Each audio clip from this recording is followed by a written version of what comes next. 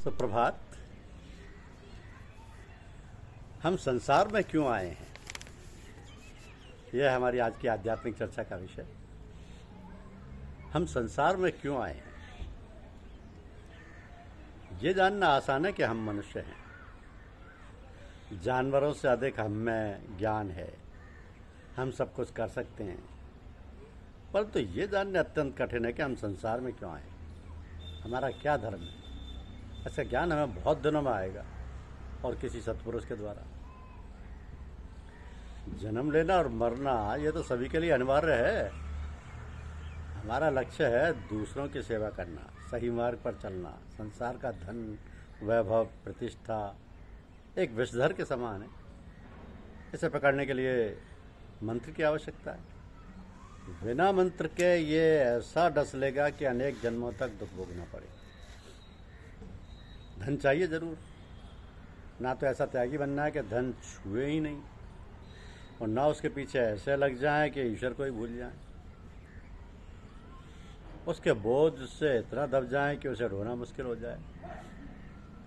तो ईश्वर उसी से प्रसन्न होता है जो अपने धन का सदुपयोग दूसरों का सुख दुख दूर करने में करता है। साथ ही हमें ख्याल रखना है कि हम उन माता पिता की या वृद्ध पुरुषों की सेवा कर रहे हैं कि नहीं, जिन्हें हमारा ही आसरा है, जिन्हें हमसे आशा है, जिन्होंने हमें अपना सब कुछ सौंप दिया है। उनके लिए ईश्वर से प्रार्थना करना हमारा कर्तव्य है। तो जो अपने आश्रितों को नहीं भूलता, कहते हैं ईश्वर भी उन्हें नहीं भूलता।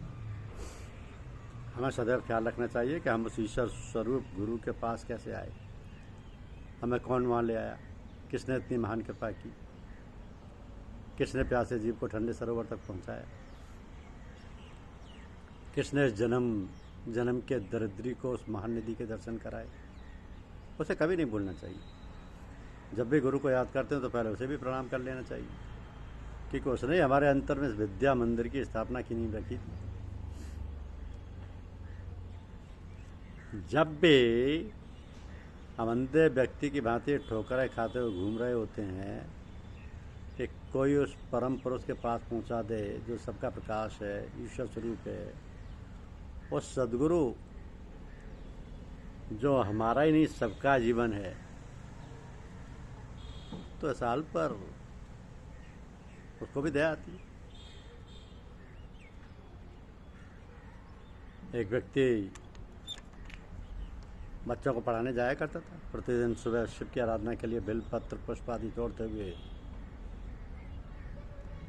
अपनी छत से देखा करते थे, क्योंकि उनका निवास मेरे निवास के ठीक सामने ही था। एक दिन उन्होंने इस श्रद्धेय साहब जी से मिलने की सलाह दी और मैं पूज्य साहब जी के दर्शन कर कृतकृत हो गया।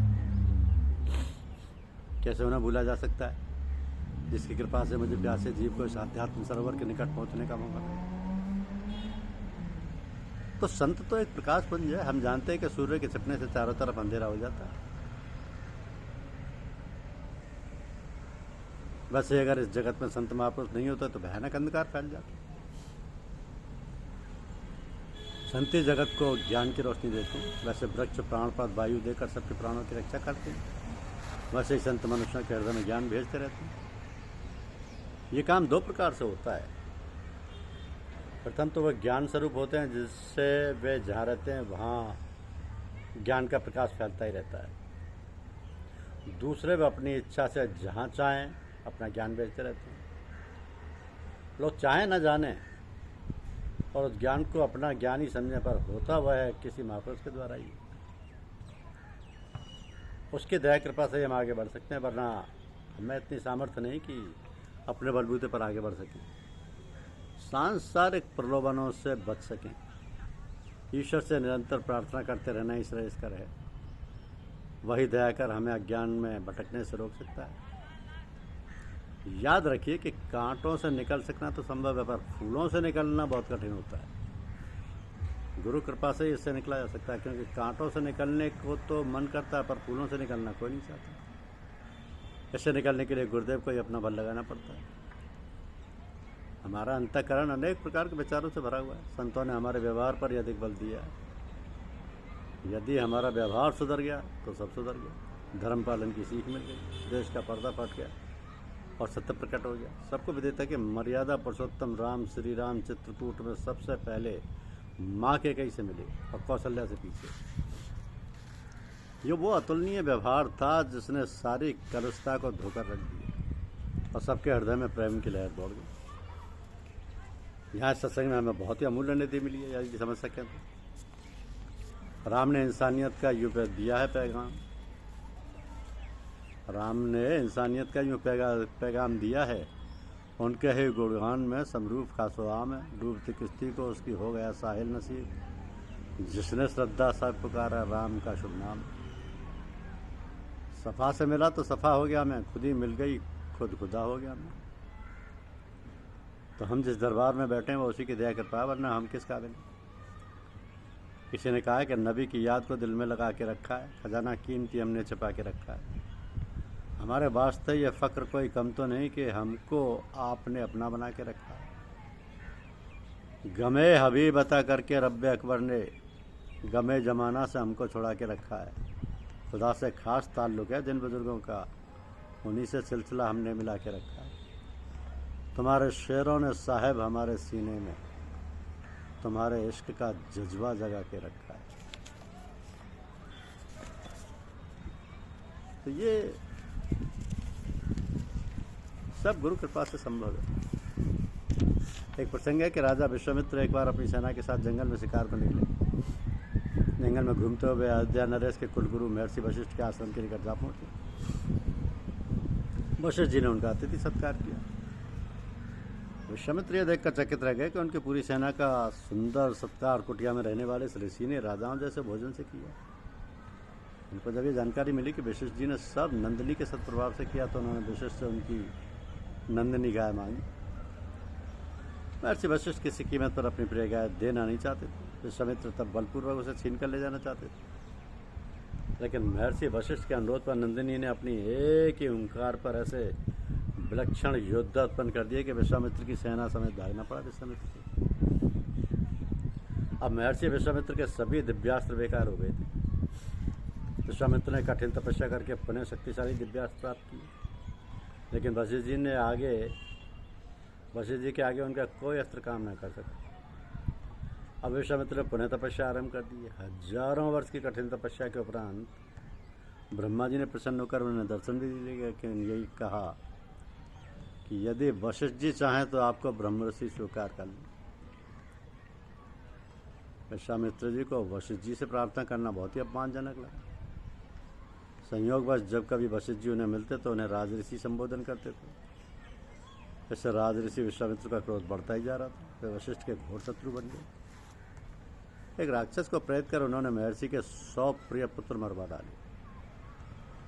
खुद भी वे वशिष्ठ को अपमानित करने तथा उनका नुकसान पहुंचाने का अवसर ढूंढा करते थे। उन्होंने अब एक नई सृष्टि का निर्माण आरंभ कर दिया। वे मकई, ककड़ी, पेड़, फल, नए शस्यों का निर्माण तेजी से करने लगे।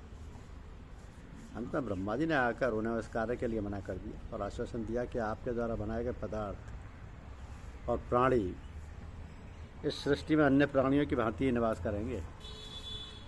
परंतु कोई उपाय सफल ना होता देख एक दिन विश्वामित्र ने स्वयं वशिष्ठ को मार डालने की योजना बना डाली। वे उनके सम्मुख जाकर कई बार पराजय का मुख देख चुके थे। आखिरकार एक दिन वे अस्त्र शस्त्रों से सुसज्जित होकर अर्धरात्रि में महर्षि वशिष्ठ के आश्रम पर पहुंचे। वे वशिष्ठ की हत्या गुप्त रूप से करना चाहते थे। उस समय चांदनी रात थी। कुटिया के बाहर वे अपनी पत्नी से बातचीत कर रहे थे। अवसर की प्रतीक्षा में विश्वामित्र उनकी कुटिया के पीछे छिप गए। वशिष्ठ जी ने अपनी पत्नी अरुंधति से कहा, देखो कैसी निर्मल ज्योत्सना छिटकी। आज की चांदनी ऐसी उज्ज्वल है जैसे आजकल विश्वामित्र की तपस्या का तेज 10 दिशाओं को आलोकित कर रहा हो। कुटिया के पीछे छिपे विश्वामित्र ने इसे सुन लिया। उन्हें तो जैसे सांप सूंघ गया। उन्हें उनके हृदय ने धिक्कारा कि जिसकी तू हत्या करने आया उसके बारे में तू रात दिन द्वेष रखता है। ये कौन है? देख, ये महर्षि अपने 100 पुत्रों के हत्यारे की प्रशंसा एकांत में अपनी पत्नी से कर रहा है।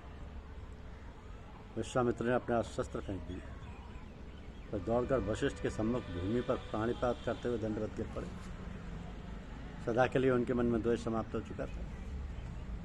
द्वेष और शस्त्र त्याग कर तपस्वी विश्वामित्र ब्रह्मऋषि का पद प्राप्त कर चुके थे। वशिष्ठ ने उन्हें खड़े होकर उठाया और गले लगाकर कहा, तुम धन्य हो ब्रह्मऋषि, तुम जैसी तपस्या करने वाला विश्व में कोई नहीं। धन्यवाद।